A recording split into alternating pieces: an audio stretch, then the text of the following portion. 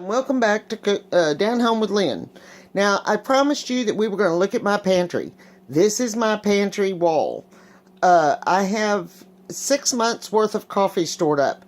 When it's on sale, when it's on clearance, you buy it. You notice all the canned beans? Beans are a staple to have.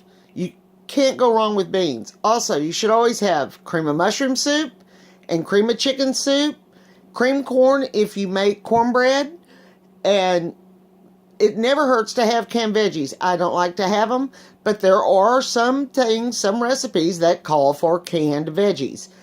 Also, canned tomatoes. You can't go wrong. You can make anything if you have canned tomatoes. You'll see a lot of canned goods off in the corner over there. Those are all canned by me. We're going to be making jelly soon because I am almost down to like 3 jars of jelly. Sodas. My husband and my grandkids love to drink soda, so I buy up as much as I can. I stock up on rice, on pasta, on beans. You should have all of that kind of stuff. You should always have evaporated milk and sweetened condensed milk in your pantry. Oatmeal is a huge staple. You can't go wrong with that. Like I said, if it's on sale or I can buy it in bulk, I do, and I store it. I just can't get enough of anything. I'm kind of OCD about that. Okay, so now let's go cooking. Now we're back in the pantry. Now this is my spice cupboard, and it looks, kind of disorganized to you, but I know where everything's at. That's another thing you can't ever have enough of, is all different kinds of herbs and spices. Now you may think that my pantry looked kind of slim. Don't let that fool you. I've got another floor-to-ceiling pantry here in the kitchen that's also completely full. So today what we're going to be doing is pork chops. So how about we get some smothered pork chops on the stove?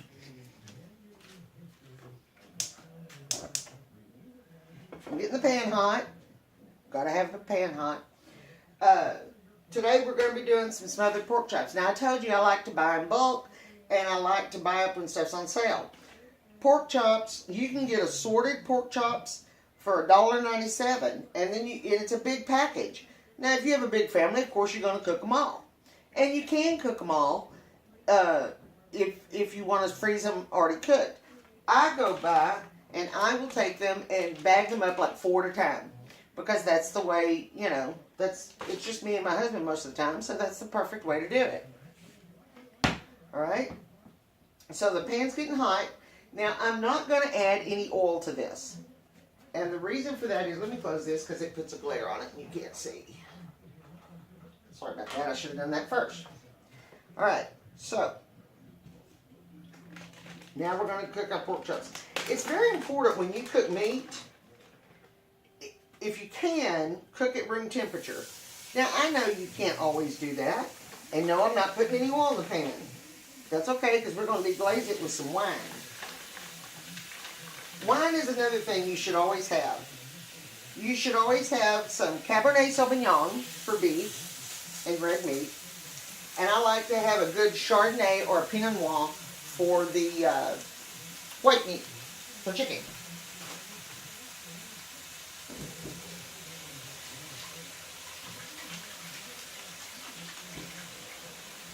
Raw pork off our hands, that's nasty.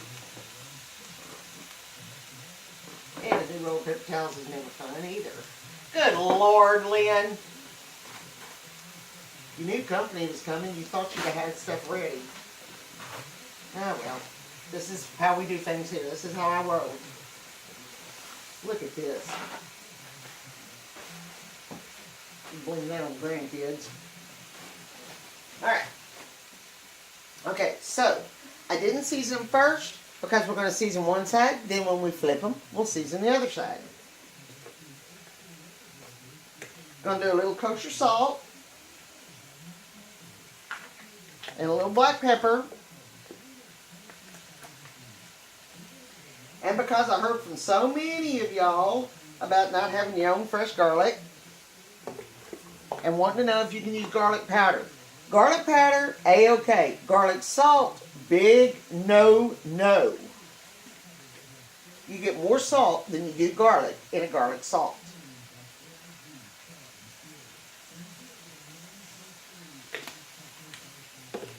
Alright, so then what we're going to do next is we're going to let these sit for a minute.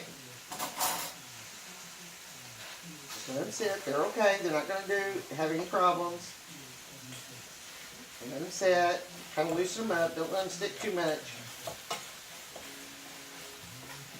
There we go.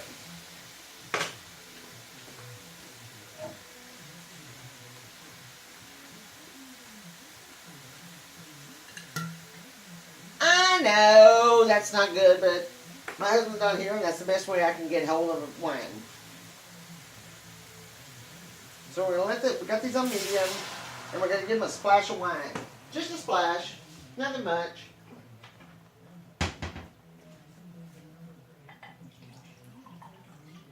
And if you're gonna give the food a splash of wine, might as well give the cook one too. To your health. Awesome. All right, while these are sitting here kind of poaching away, doing their thing, I'm going to cut up and add some mushrooms. Now, if you want to add onions to these, feel free to. If you want to add peppers to it, feel free to. Today, I'm just doing wine and mushrooms and gravy.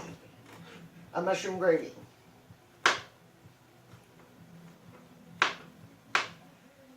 I can't believe how beautiful it is outside today. It's 80 degrees, and when I get done with you, I'm going to go tend the garden. Remember when we were doing soups last Saturday?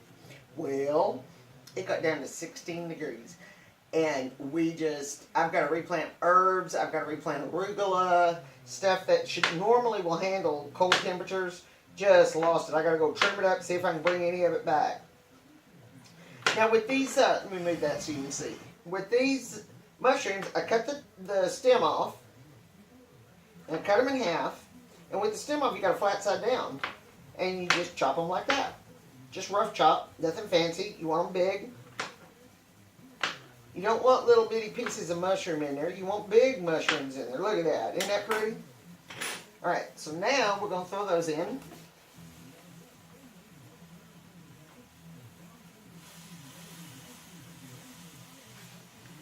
And then you look at it and say, maybe one more, or two more, or whatever.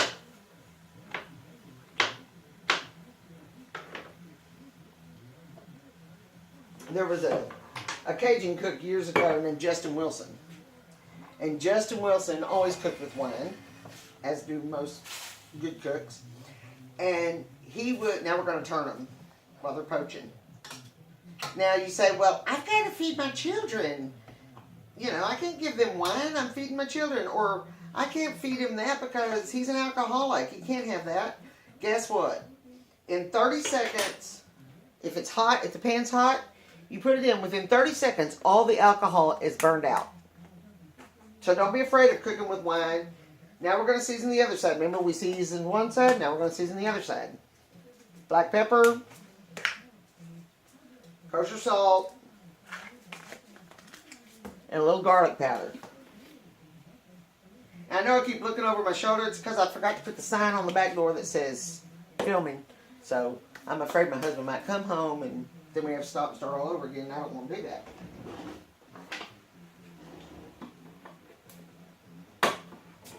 Now I'm opening a can of cream and mushroom soup. Usually I'm all ready for you, but I'm not this time. So just bear with me. I'm not a perfect person.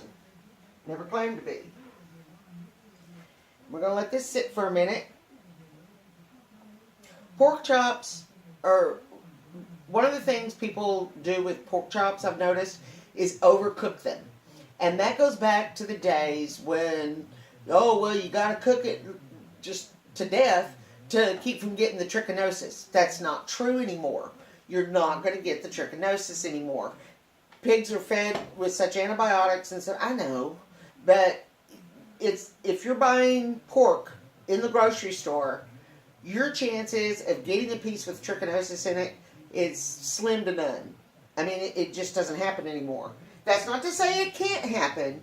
It's to say it doesn't happen with frequency.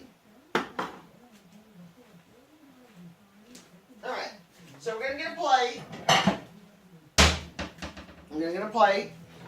I'm going to plate these up. They're already done. Do you believe that? That's quick. They're already done. But we're going to leave the mushrooms in there because now we're going to make the sauce. Give that one a little bit longer. We'll give that one just a tad longer. We got it on medium.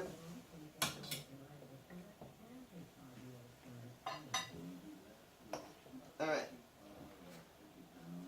There we go. And we're going to put them back. So they're going to cook a little bit longer after you put them back. But you want to kind of just sear them off, seal in that juice, seal in that flavor. So now we've got a pan with wine and mushrooms in it and pork yummies. Now we're going to add our cream of mushroom soup. I know, but it's fun. We're going to add some cream of mushroom soup, and we're going to dissolve that into the wine.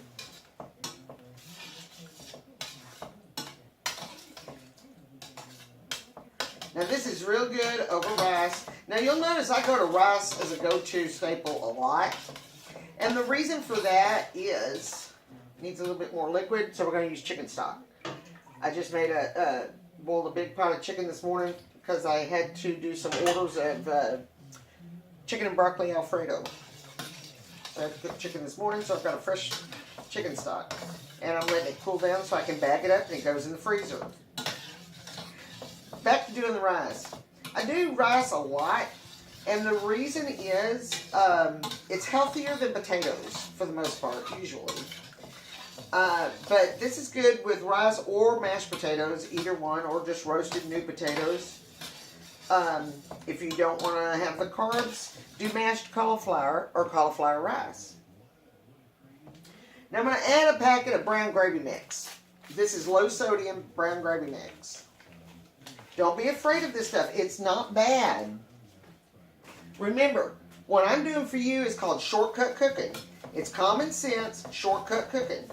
This is, to help you out because most of you are working women and men, and gives you a 10-minute meal, a quick 10-minute meal that you can do after work when you're not so tired.